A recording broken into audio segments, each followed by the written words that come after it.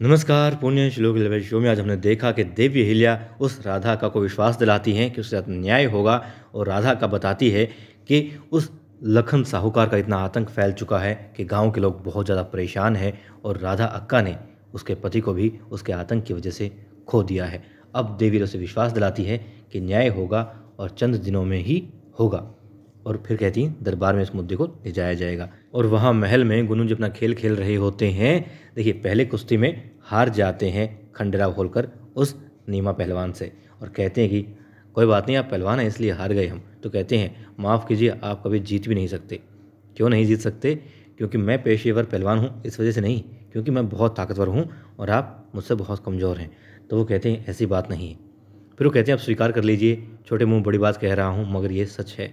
खंडेराव कहते हैं ठीक है, तुम्हारी वो औषधि लाओ, दवा लाओ, पीते हूँ। क्यों शर्त लगी थी कि यदि खंडेराव होलकर हार गए तो वो औषधि ले लेंगे और यदि नहीं हारे तो फिर खंडेराव का लोहा उसे मानना पड़ेगा। मगर यहाँ पर वो हार जाते हैं खंडेराव होलकर उससे, क्योंकि वो कमज़ोर होते जा रहे हैं। और यहाँ पर ये भी दिखाया गया है कि नशा किस प्रकार से इंसान को कमज़ोर कर देता है। हालांकि नशे का सेवन करने वाला अपने आप को ताकतवर समझता है, ज़्यादा फुर्ती महसूस करता है, मगर धीरे धीरे वो कमज़ोर होता जाता है। ऐसा ही इस शो में भी दिखाया गया है। मतलब कि नशा चाहे किसी भी प्रकार का हो, उससे दूर ही रहना चाहिए। और फिर नीमा पहलवान वो औषधि लेने जाता है, तभी आ जाते हैं गुनू जी और कहते हैं कि गुनू को मतलब नाज है तुम पर खंडेराव होलकर, मगर तुम इस तरीके से हार रहे हो सबके सामने, बहुत बुरी बात है। तब खंडेराव कहते हैं खेल ही तो, खेल में हार जीत तो होती रहती, कभी कोई हार गया कभी कोई जीत गया। तो कहते नहीं, तुम इस पद पर हो और तुम्हारा जो पद है उससे तुम्हारा निजी जीवन सिर्फ तुम्हारा निजी नहीं है। शाख देखो तुम्हारी गिर जाएगी जनता के बीच में कि तुम एक पहलवान से हार गई, सिर्फ एक पहलवान से हार गई। तब खंडेराव थोड़ा सोचते हैं, कहते नहीं ऐसा कुछ नहीं है, आप गलत सोच रहे हैं, ये सिर्फ खेल है, इसी खेल तक ही सीमित रखें। फिर तभी आ जाता है वो मात्रा लेकर के और खंडेराव होलकर उसे पीते हैं और कहते हैं देखना गुनू जी, अगला जो चरण होगा वो खंडेराव का होगा, खंडेराव जीत करके दिखाएंगे। और फिर कुछ मात्रा उसे देते हैं, कहते हैं गुनू जी आप पीजिए, देखिए मतलब गजब की ताकत आ जाएगी, मज़ा आ जाएगा, ऐसे पीजिए आप। कहते नहीं मैं नहीं लूँगा, ये तो राजे महाराजों के लिए है, इसमें बहुत ताकत होती है, ताकतवर लोगों के लिए, ऊँचे पद वाले लोगों के लिए है। कि नहीं नहीं तुम लो लो, मतलब ले लो बस। बहुत ज़्यादा आग्रह करने पर गुनू जी बेचारा एक घूंट भर लेता। कहते नहीं ऐसा नहीं, बड़ी घूंट भरी है। अब बड़ी भर लेता है क्योंकि खंडेराव होलकर कह रहे होते हैं, मना कर नहीं सकता था क्योंकि थोड़ी देर पहले ही उसने कहा था कि भाई अपना जो पद था गुनू जी का वो वापस दिलवा दो, एहसान कर दिए खंडेराव के ऊपर।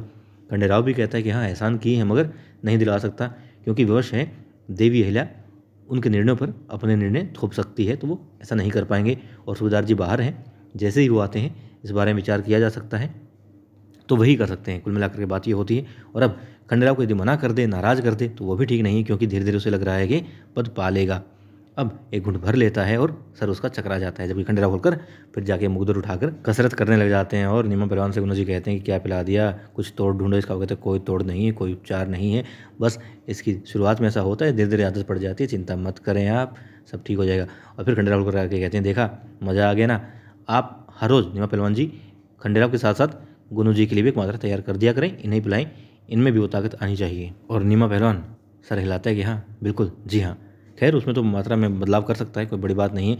लेकिन अब क्या दिखाते हैं, अब दिखाते हैं खंडेराव होलकर तैयार हो रहे होते हैं दरबार के लिए और देवी अहिल्या वहाँ आ रही होती हैं। इसी बीच खंडेराव होलकर नीमा पहलवान की वो मात्रा लेना चाहते हैं, उसे खोल करके नाक से उसकी गंध को ले रहे होते हैं, महसूस कर रहे होते हैं। तभी देवी आती है, रोक देती, कहती है अब क्या कर रहे हो। कहते हैं ये तो वैद्य जी ने, जो पहलवान ने मतलब जो मात्रा दी थी उनके इलाज के लिए वही है। कहते नहीं किसी भी चीज़ का सेवन इतना ज़्यादा ठीक नहीं हो। कहते सेवन अलग कैसे है, कहते जांच की है आपने, वो वैद्य नहीं है सिर्फ पहलवान है।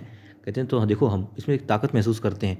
वो कहती है नशा कोई भी हो गलत होता है, किसी चीज़ का आदी नहीं बनाना चाहिए शरीर को, और हम पहले अपने राजवैद्य से इसकी जाँच करवाएंगे, पता तो चले आखिर इसमें है क्या, क्या इसकी उपयोगिता है। तो कहते हैं नहीं ऐसा नहीं कर सकते, क्योंकि इसे गोपनीय रखना है, इन उसका किसी और को ज्ञात नहीं और ना ही होने देना है। तो कहते हैं नहीं ऐसा नहीं चलेगा। तो वो कहते हैं ठीक है इसलिए तुम्हारी बात मान लेता हूँ, राजवैद्य जी से इसके बारे में मैं मतलब बात कर लूँगा और दोबारा से इसको नहीं लेता, इसका सेवन नहीं करता।